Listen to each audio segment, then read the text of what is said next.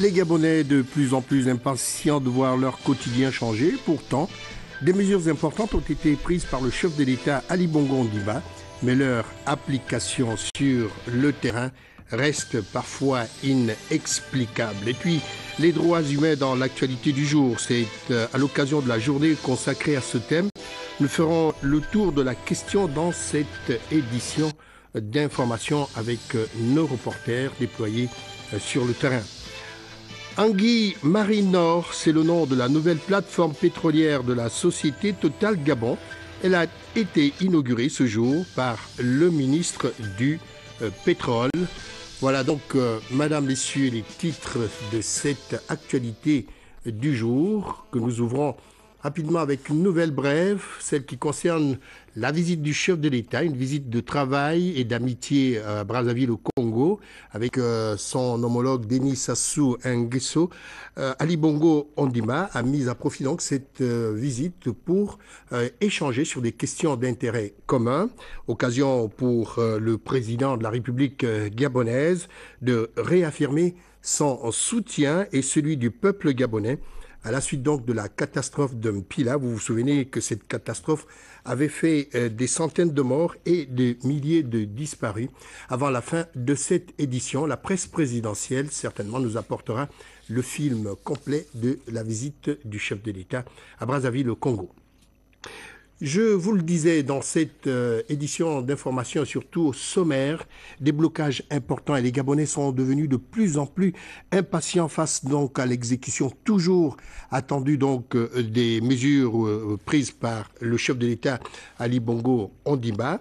Le cas, par exemple, de l'acquisition des moyens roulants et de leurs clés de répartition au sein de l'administration qui pose aujourd'hui un véritable problème. On va voir tout cela avec Edgar Diembidoukara sur des images de Thierry Mandaka.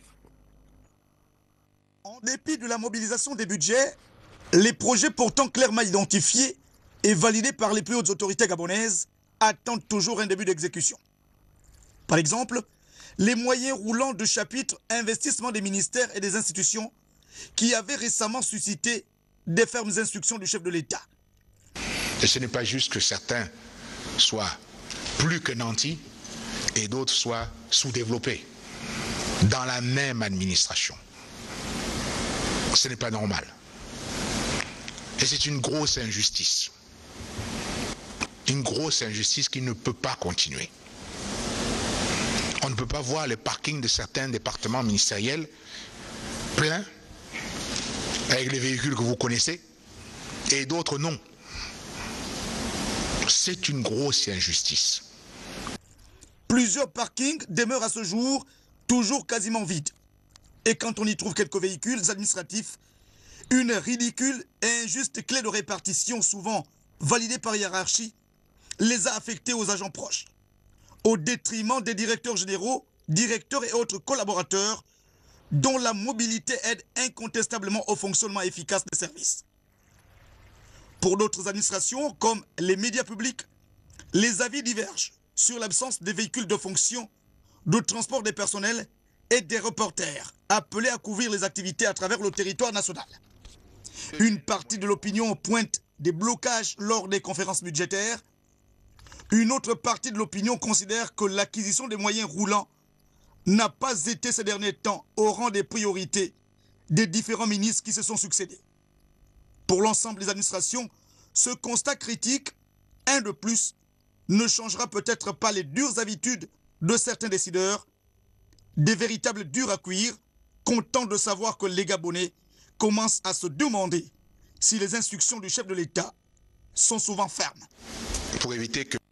Alors, comme vous le constatez, avoir des moyens roulants pour se déplacer et faire le travail pour lequel la République vous assigne fait partie justement des droits humains. Et d'ailleurs, on fête aujourd'hui cet événement. Il s'agit donc de ces droits humains qui constituent la journée internationale justement de ce thème. Et ce soir, nous vous proposons un tour de la question avec Éric Firmin Mbadinga et Arnaud Menga. De 2007 à ce jour, ça fait 5 ans. 5 ans que le Gabon célèbre sur le plan national la journée des droits humains. Des droits qui sont garantis à chaque être humain depuis la Déclaration universelle des droits de l'homme de 1948, ratifiée par le Gabon quelques années après. De ce fait, l'État garantit aux populations le droit à l'éducation, la santé, la propriété et la vie, et bien d'autres. Pour cette année, un accent particulier est mis sur les droits humains en milieu carcéral, comme le précise le ministre de tutelle. On mesure le degré d'humanisme d'une nation à la qualité de traitement de ses prisonniers.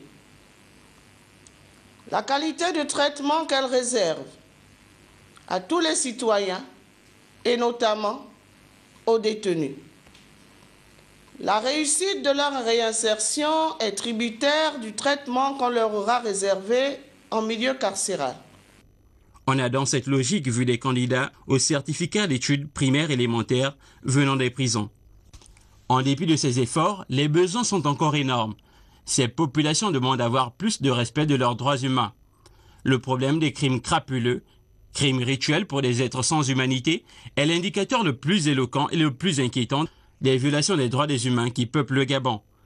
Cette célébration nationale des droits humains engage tous les hommes, quel que soit leur statut social, leur responsabilité ou leur croyance. Il revient donc à chacun de se rappeler que tous les êtres humains bénéficient de mêmes droits devant la loi et que nul n'est au-dessus de la loi, et encore moins censé ignorer la loi. Voilà, restons toujours sur le même thème pour vous dire que cette journée internationale donc des droits humains permet effectivement de ressortir toutes les réformes et bien entendu toute l'application des textes de loi qui concernent ce thème que le Gabon met en exergue. L'exemple particulier donc de la décision du chef de l'État Ali Bongo Ondimba de créer un centre de formation pour mineurs emprisonnés. Je ne vous en dis pas plus. Voici le reportage de Sébastien Toutoum. L'éducation et la formation, deux domaines au cœur de la vision du président de la République pour le Gabon. Ali Bongo Ondimba en a fait un principe sur lequel il s'est engagé devant le peuple gabonais.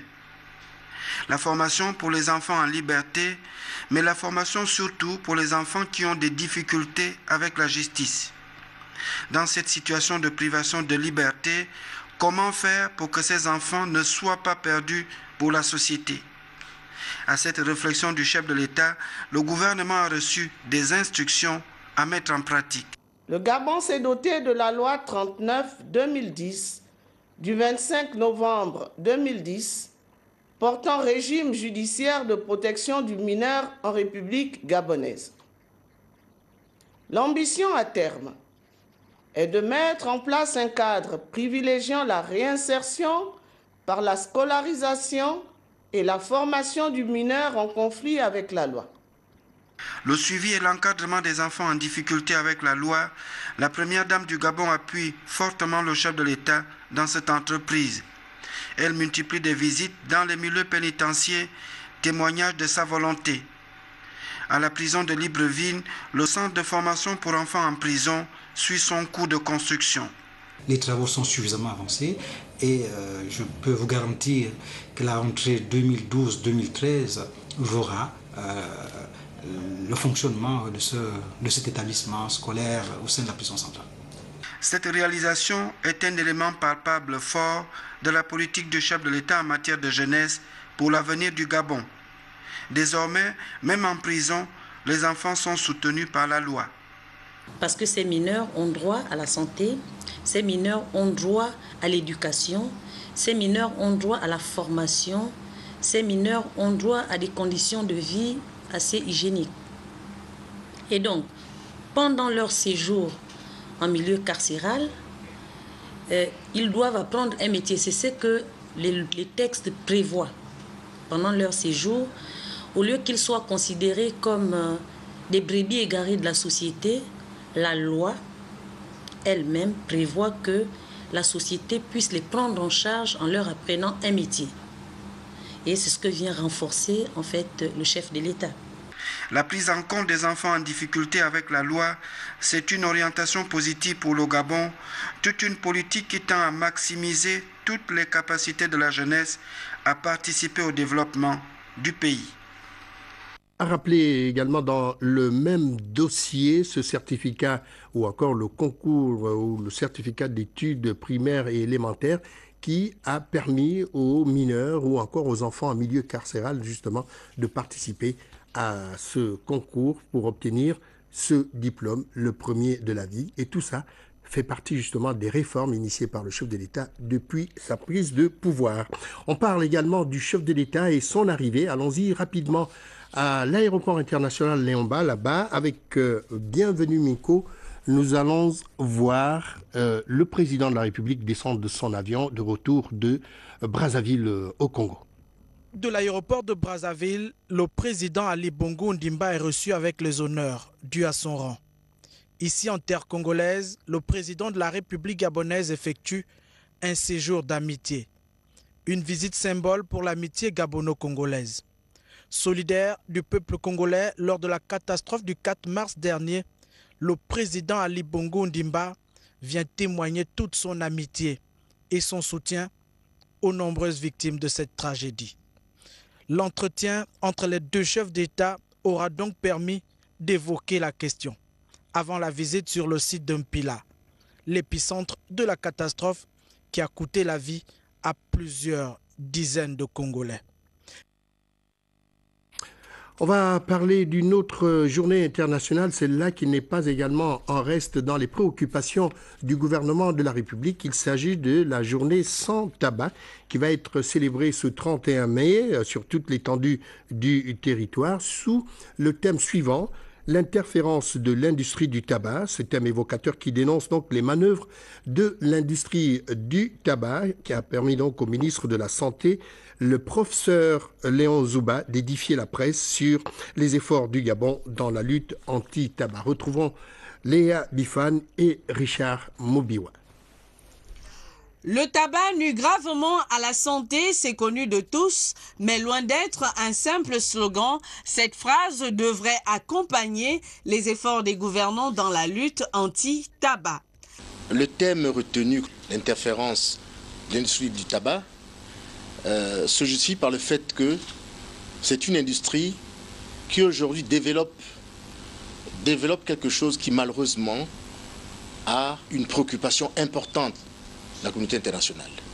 Les effets secondaires du tabagisme moins connus affectent l'ensemble du corps humain et provoquent des décès. Ce tabagisme est à l'origine de pathologies non transmissibles, mais aussi de maladies extrêmement graves comme le cancer.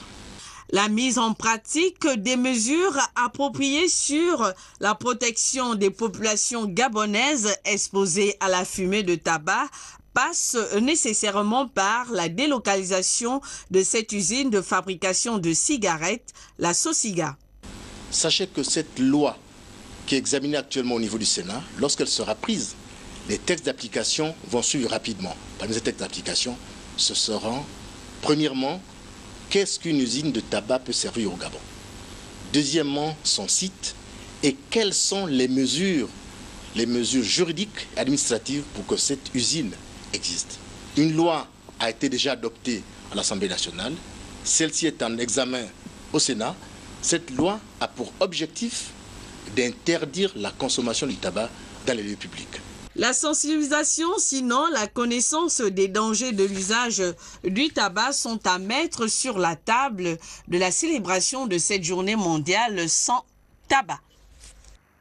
Et puis à la fin de cette édition d'information, vous allez également suivre l'intégralité du point de presse du professeur Léon Zouba. Je vous rappelle qu'il est le ministre de la Santé au Gabon. Et puis restons toujours dans cette journée, la célébration de cette journée mondiale sans tabac, avec cette rencontre qui a été organisée par le mouvement sans tabac, ou plutôt le mouvement santé au Gabon. Alors ce mouvement prépare déjà cette journée. Je ne vous en dis pas plus. Voici les détails de cette information avec Paulin Siaki sur des images de Pierre Claver et là.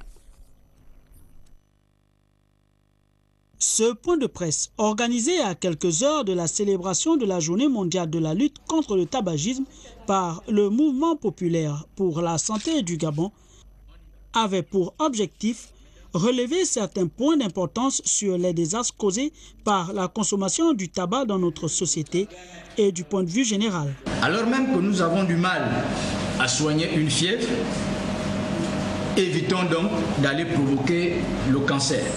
Nous savons que le tabac nuit directement à la santé des consommateurs de multiples façons. Nous savons que les produits du tabac tuent ceux qui les consomment. Face à cette situation, la société civile gabonaise en lutte contre l'épidémie du tabagisme et le mouvement populaire pour la santé au Gabon en particulier interpellent les gouvernements en général et celui du Gabon en particulier à combattre ces nouvelles menaces et faire front tous ensemble pour défendre leur souveraineté et la santé publique. Selon l'OMS, le tabagisme tue près de 6 millions de morts par an, c'est-à-dire une personne toutes les 6 secondes. Une réelle prise de conscience des consommateurs pour sortir de ce mal ne serait que louable. L'industrie du tabac, du fait de sa forte ingérence dans la politique de santé du pays, a considérablement retardé la ratification de la Convention cadre pour la lutte anti-tabac de l'Organisation mondiale de la santé. Nous avons des informations qui tendent à démontrer que l'industrie du tabac se déploie pour tenter de neutraliser le projet d'adoption de la loi anti-tabac actuellement en examen au Parlement. Au moment où l'industrie accélère son offensive, l'OMS a fait de l'interférence de l'industrie du tabac le thème de la journée mondiale sans tabac de ce 31 mai 2012. Justement, les lois qui sont prises par l'Assemblée nationale concernent également tous les Gabonais sans exception. On reste dans l'hémicycle du Palais Léon-Mba pour parler d'un séminaire qui va se dérouler ce jeudi 31 mai 2012. Il s'agit d'un séminaire de renforcement des capacités organisé par le Réseau national des femmes députées. Alors, pour les enjeux de ce séminaire, je vous invite à regarder ce reportage de Julda Fleur Odembe, Tim Boulengue, de la presse Assemblée nationale. Le Palais Léon-Mba sera le théâtre dans quelques heures du séminaire de renforcement des capacités initié par le RENAFED, le Réseau national des femmes députées. Ces assises rentrent dans le cadre des activités de cet organisme avec pour principal thème « Femmes et politique, partager le pouvoir et les richesses ». Un thème évocateur qui vient démontrer toute la volonté du RENAFED de participer à la promotion et à l'épanouissement de la gente féminine. Le thème principal porte sur femmes et politique, partager le pouvoir et aussi les richesses. Alors, non, tout simplement parce que, comme vous le savez, la pauvreté a un visage féminin. Quand vous regardez dans la société, les femmes sont celles qui sont le plus lésées. Elles ont du mal à accéder à certains crédits. Elles ont du mal à accéder à certaines activités producteurs de revenus. Et d'ailleurs, vous me donnez l'occasion de saluer, comment on appelle ça, de saluer les actions de la première dame, Madame Sylvia Bongo, qui aujourd'hui, à travers la fondation Akassi, je crois, essaie de participer, contribuer à la formation des femmes, à les aider à s'épanouir, les aider à s'épanouir, à s'impliquer dans l'activité économique. Les femmes sont encore marginalisées dans nos sociétés africaines. À pied d'œuvre pour la réussite de ces travaux, les députés de la 12e législature, membres du RENAFED, proposent l'égalité entre les sexes. En politique, et même dans l'administration, nous déplorons le fait que la femme ne soit pas prise en compte de manière sérieuse. Autrement dit, quand vous regardez dans l'administration, vous regardez en politique, il y a très peu de femmes. Donc nous œuvrons, et c'est d'ailleurs l'un des objectifs du réseau, nous œuvrons pour une participation massive et qualitative de la femme en politique. Et on ne peut pas nous le reprocher. Je crois qu'ici, je ne sais pas si on a vérifié les statistiques, il est dit que les femmes sont les plus nombreuses dans cette société, constituent plus de la moitié de la population. Mais il n'est quand même pas normal que la moitié de la population soit très peu prise en compte. Et ça, si vous me permettez, on ne jettera pas l'anathème sur quelqu'un. nous sommes peut-être les premiers responsables. Et à partir de ce moment, nous devons, et c'est justement l'un des thèmes aussi que nous abordons au cours de ces séminaires, leadership féminin, force et faiblesse. C'est que nous allons faire aussi notre autopsie. Quelle est notre part de responsabilité? Nous péchons à quel niveau? Et pourquoi ça nous arrive? Ce n'est pas une opposition. C'est tout simplement une manière pour nous de se dire, regardez-nous, nous sommes aussi des valeurs, tenez compte de nous et impliquez-nous dans la gestion. Il faut rappeler que c'est le numéro 1 de la représentation nationale, le président Guizou Bandama, qui procédera à l'ouverture officielle des travaux. Alors justement, pour parler de ce réseau national des femmes députées, nous avons dans ce studio une invitée. Il s'agit de Madame Nongu Mundunga, épouse d'Ouembe. Elle est donc députée à l'Assemblée nationale. Bonsoir Madame. Bonsoir. Bien, merci d'être présente donc dans ce studio à cette principale édition d'information pour édifier de plus en plus le public sur le réseau national des femmes députées. Alors qu'est-ce que c'est exactement? Bien. Je vous remercie. Je dois dire en prélude et succinctement que le réseau national des femmes députées est une organisation interne à l'Assemblée nationale. Et cette organisation est à but non lucratif. Donc elle est née de la volonté des femmes députées lors de la 10e législature à œuvrer pour une implication quantitative et qualitative des femmes dans la vie de la nation. Oui, nous vous écoutons. Et ce réseau est concentré uniquement à Libreville, du moins au Gabon? Oui, c'est, comme nous l'avons dit, une organisation interne, mais elle ne travaille pas en vase clos au niveau du Gabon, parce que ses partenaires, ce sont la société civile, les femmes sénatrices, les organismes, les organisations, donc local, j'entends. Alors donc, en fait, c'est pour lui donner un véritable profil pour les téléspectateurs et les téléspectatrices qui vous écoutent en ce moment. C'est-à-dire qu'en fait, même dans l'administration centrale, des femmes peuvent solliciter cette grande association des femmes députées. Oui. Faire des remarques, des observations, apporter leur contribution. Bien sûr, parce que nous permettons d'être ouverts au niveau local, si vous voulez national, tout simplement pour que ces personnes que nous avons citées plus haut soient des partenaires avec nous pour édifier les autres femmes dans le Gabon. Très bien. Alors, on va parler du programme de la manifestation, assez succinctement. Ok, s'agissant maintenant du programme relatif à cette manifestation, il va se décliner de la manière suivante. De 8h à 8h30, arrivée des femmes députées. 8h30, 9h30, arrivée des invités.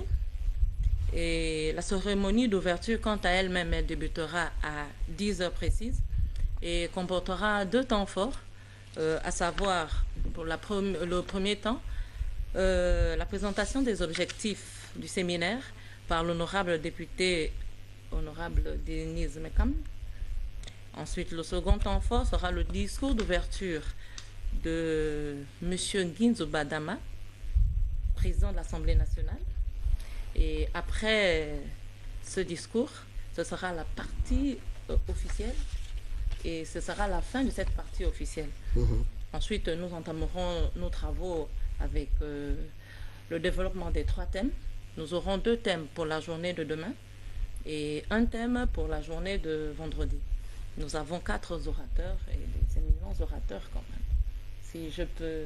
Ben, si ce n'est pas un secret de polichinelle, de toute façon, le public va en prendre connaissance. Numéro 1. Femmes et politique, partager le pouvoir et les richesses. Nous avons le conférencier, M. Enongwe Flavien, maître assistant de philosophie politique à l'Université Omar Bongo, diplômé de sciences politiques, conseiller du président de la République. Le thème numéro 2, approche, genre et mixité de la vie politique. Le conférencier, c'est M. Moussabou Georges, docteur en sociologie, chercheur à l'Institut de recherche en sciences humaines, et M. Folemba Fabrice, docteur en histoire, chercheur à l'IRSH. Et le thème numéro 3, celui-ci sera développé vendredi, c'est le leadership féminin, forces et faiblesses. Et nous aurons Madame Alogo Marie-France comme conférencier, linguiste, maître assistant, enseignant au département de sciences du langage à l'université Omar Bongo. Bien, merci madame, sauf si vous avez un tout petit mot à ajouter. Peut-être le mot de fin. Notre mot de fin, c'est vous remercier de nous avoir invités. Merci. Et demander à toutes les femmes qui ont été invitées d'être massives et effectives durant la journée, les journées de vendredi, de jeudi et de vendredi. Tout simplement parce que nous voulons partager ensemble. Ce sera le rendez-vous du donner et du recevoir. Et nous voulons aussi, d'une certaine manière, pourquoi pas, bénéficier de l'expertise des uns et des autres et des différentes expériences qui sont à leur actif. Bien. Voilà, c'est nous qui vous remercions et nous vous souhaitons très grande réussite justement à cet événement. Et je rappelle aux téléspectateurs qui nous regardent en ce moment que vous êtes Madame Nongu Mundunga, épouse Louembe, députée à l'Assemblée nationale. Vous êtes donc venue nous présenter le réseau national des femmes députées à l'occasion de cet événement que vous allez célébrer demain. Vous restez avec nous juste pour dire que le président du Sénat porte à la connaissance de messieurs et mesdames les sénateurs qu'une réunion du bureau aura lieu le jeudi 31 mai 2012 à 9h30 dans la salle Mathurin-Anguillet du palais Omar Bongo Ondimba. Et puis dans le cadre de la mise en œuvre effective de la biométrie dans le processus électoral de notre pays, le ministre de l'Intérieur, de la Sécurité publique, de l'Immigration et de la Décentralisation, M. Jean-François Ndongo, reçoit ce jeudi 31 mai 2012 à 8h30 précise à l'avenue de Cointe les partis politiques légalement reconnus de la majorité et de l'opposition. Chaque formation politique devra être représentée par 2 membres.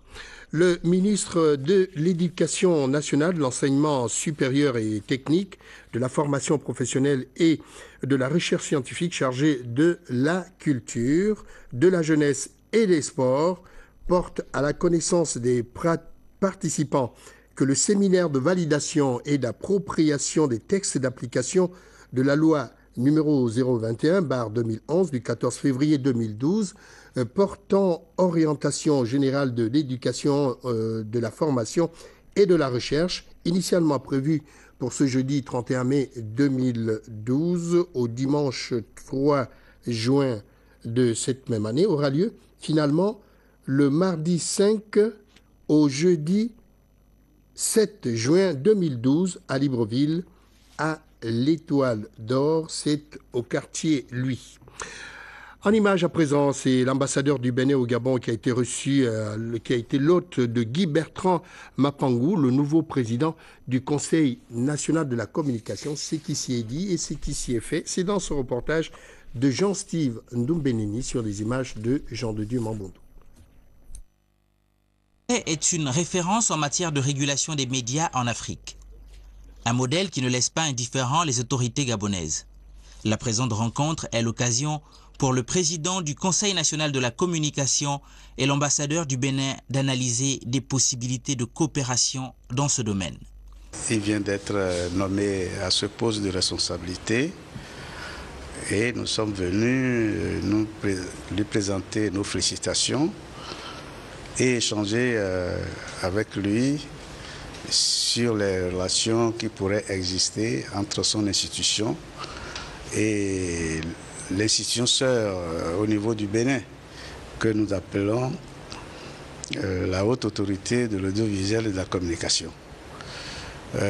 Cette institution béninoise est l'une des plus anciennes et c'est normal que le président qui vient de prendre fonction s'y intéresse. Et je crois savoir que dans les jours et les semaines qui viennent, le président du CNC pourrait, avec son équipe, se rendre au Bénin pour s'enquérir de l'expérience béninoise dans ce domaine. Symphorien Kodjo est le tout premier ambassadeur reçu par Guy Bertrand Mapangou depuis sa récente nomination à la tête du Conseil national de la communication. D'autres diplomates sont attendus au CNC dans les jours qui suivent. Parlons à présent des vols armés à main armée et le grand banditisme en mer. Ces sujets donc ont été au centre de la réunion de la commission du Golfe de Guinée. Voici ce que nous rapporte à ce sujet Yves Oyono sur des images de Pierre Claver et là. Il est question ici d'une réunion tripartite CAC, Commission du Golfe de Guinée UNOCA. Les différents représentants des institutions citées sont venus discuter des voies et moyens à mettre en œuvre en vue de la résolution 2039 du Conseil de sécurité de l'ONU relative à la lutte contre la piraterie et les vols à main armée commis en mer dans le Golfe de Guinée. Parallèlement à la préparation du protocole sur la sécurisation des intérêts vitaux des États de la CAC du Golfe de Guinée, les États couverts par la zone D, à savoir le Gabon, le Cameroun, la Guinée équatoriale, Sao Tomé et Principe, ont entrepris un certain nombre d'actions qui ont abouti au lancement des premières opérations de sécurisation par la mutualisation des moyens nationaux. Pour Miguel Provoda de la Commission du Golfe de Guinée, cette réunion doit permettre aux parties concernées par ce dossier de s'approprier la stratégie de sécurisation des intérêts vitaux en mer. Monsieur le secrétaire général, notre présence parmi vous obéit à l'impératif de l'établissement, développement et consolidation des relations d'une étroite collaboration et coopération agissante entre des organisations dont la matrice est similaire aux nôtres, d'autant plus que 7 des 8 États membres de la CGG appartiennent à la CAC. Une journée entière a suffi pour épuiser le programme retenu, comprenant des projections, des exposés et des débats. À une étape ultérieure, les résultats de ces travaux seront soumis aux instances du COPAX pour être validés comme il est de coutume. Alors, on va parler d'économie dans cette édition d'information et la page économique. Nous allons en haute mer, dans la capitale port-gentiaise, ou si vous voulez, dans le Gouet maritime. Cette haute mer a fait l'objet aujourd'hui d'une nouvelle plateforme pétrolière qui s'appelle désormais Anguillet Marine Nord et elle concerne le groupe Total Gabon. Je vous le disais qu'elle est située en haute mer. La cérémonie d'inauguration justement de ce bijou économique a été présidée par le ministre du pétrole, de l'énergie et des ressources hydrauliques qui était accompagné d'une très forte délégation. Regardons la mutualisation donc des équipes de reportage entre Gabon Télévision et la RTG chaîne 2, Wilfried Piga Mwamba et Victor Mondunga. La coupure symbolique du ruban de la nouvelle plateforme du groupe Total Gabon, dénommée Anguillet Marine Nord, par le ministre du Pétrole, de l'Énergie et des Ressources hydrauliques Etienne Goubou, qu'accompagnait celui des Eaux et Forêts Gabriel Tchango, marque le démarrage des activités de forage, de tirage et d'exploitation pétrolière sur l'AGMN. Au-delà de cette entrée en matière, le ministre du Pétrole cette surface équipée d'une technicité sans précédent, découvrant ainsi les équipements, entre autres les panels de contrôle des vannes pour les 21 puits. Ce plateau vient renforcer les installations existantes de Anguillet Marine, le premier champ offshore de Total Gabon. La société Total Gabon est l'une des sociétés qui a une très grande expertise dans le domaine pétrolier gabonais et je pense que cette société continuera à être la locomotive de ce secteur en pouvant amener des volumes d'hydrocarbures complémentaires aux réserves découvertes et certifiées au Gabon et ainsi maintenir pour le Gabon une activité pétrolière qui sera la base et le socle de sa politique d'émergence, de sa politique d'industrialisation. Le ministre a ensuite ouvert une page sur la préservation de l'environnement, point essentiel de la politique impulsée par le président de la République, auquel l'ensemble des compagnies pétrolières devraient mettre un accent particulier. À partir de 2013, il y aura un plan général de surveillance des blocs de production pétrolière et d'exploration qui va être mené par le ministère dont j'ai la charge pour nous assurer que toutes les entreprises adhèrent bien aux principes énoncés par son Excellence Monsieur le Président de la République, chef de l'État, de préservation de l'environnement et de préservation de la biodiversité. Pour sa part, le directeur général de Total Gabon s'est réjoui de cette avancée. Avec la réalisation notamment de cette nouvelle plateforme, on va permettre d'atteindre plus de 60 000 barils par jour de production sur l'ensemble de Total Gabon, et ceci jusqu'en 2018. Au terme de la cérémonie inaugurale, le ministre du Pétrole, soucieux des conditions de vie et de travail de l'ensemble des agents de la firme pétrolière, s'est rendu au gymnase de Total Gabon, au cœur de la capitale économique où l'attendait le personnel. Là-bas, face aux pétroliers, le membre du gouvernement de mission a redéfini l'ambition gouvernementale, laquelle s'est traduite par la formation et le développement des compétences au regard des innovations technologiques. Dans l'actualité, retenons que le maire de la commune de Libreville porte à la connaissance des tenanciers des débits de boissons proches des établissements scolaires ainsi que ceux se trouvant dans l'enceinte des établissements suscités de bien vouloir procéder à leur fermeture, et ce depuis hier. Alors, jusqu'à nouvel ordre, un délai de 72 heures est à observer pour l'exécution de la présente mesure, et ce conformément au texte réglementaire y relatif. Ce communiqué tient lieu de mise en demeure et le non-respect de la présente exposera son auteur ou de ses auteurs à des poursuites pénales. C'est le maire adjoint, le 4e maire adjoint qui a signé donc en PO pour le maire de la commune. Une assemblée générale des anciens, ou plutôt des agents de l'Agence de régulation des télécommunications Artel et de l'Agence de régulation des postes Arpost tient ses assises ce jeudi 31 mai 2012 à 14h au siège de l'Artel, 6 au haut de Guégué face à l'Agence de la francophonie. À cet effet donc, et compte tenu de l'importance des points inscrits à l'ordre du jour, la présence à l'heure du lieu indiqué de tous les agents précités est de rigueur. Dernier reportage en images, il s'agit donc de cette route de Popa. Pourtant, déjà, les travaux avaient commencé, mais quelques difficultés empêchent donc de continuer favorablement à entretenir cette route. Qu'en est-il exactement? Le constat de la rédaction de Gabon Télévision avec notre reporter Cédric Mouélé-Malonga.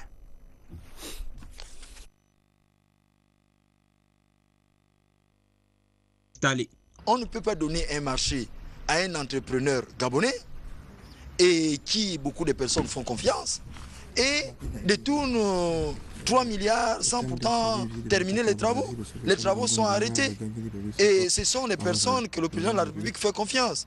Parce qu'il n'y a pas de raison que le président de la République a pesé de tout son poids pour qu'on inscrive 5 milliards pour la route de Popa. Les 2 milliards ont été décaissés pour la première fois, les 3 autres milliards ont été décaissés, mais les travaux se sont arrêtés. Comment on peut laisser les gens souffrir comme ça? C'est aussi les Gabonais qui sont là-bas. La réalisation de cette route est une promesse du gouvernement de la République aux populations de cette localité. Si détournement il y en a eu, alors qui en est le principal auteur. L'entreprise qui avait en charge des travaux, c'est Mika Service. C'est Mika Service qui a d'abord reçu les premiers 2 milliards. Et je suis convaincu que c'est le même Mika Service qui a sûrement reçu encore 3 autres milliards et les travaux ne continuent pas. On doit rendre les 3 milliards qui ont été détournés pour que les travaux puissent continuer. De tels actes n'honorent pas la nation. À l'heure où on parle des crimes rituels, l'on pourrait aussi...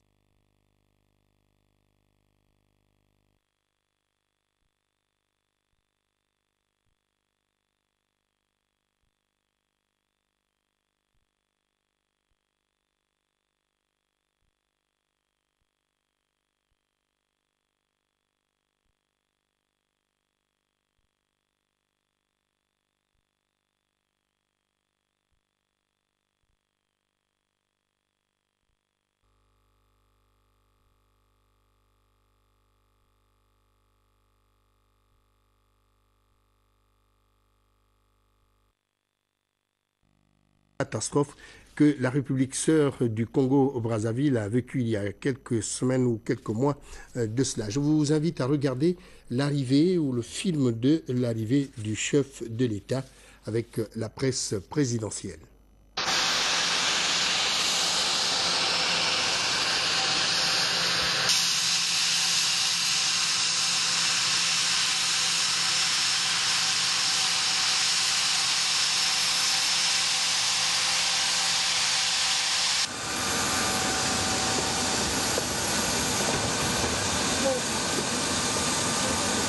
Donc ce commentaire en off de l'arrivée du président de la République, le chef de l'État, qui est accueilli au bas de la passerelle par le Premier ministre, chef du gouvernement, et le secrétaire général de la présidence de la République.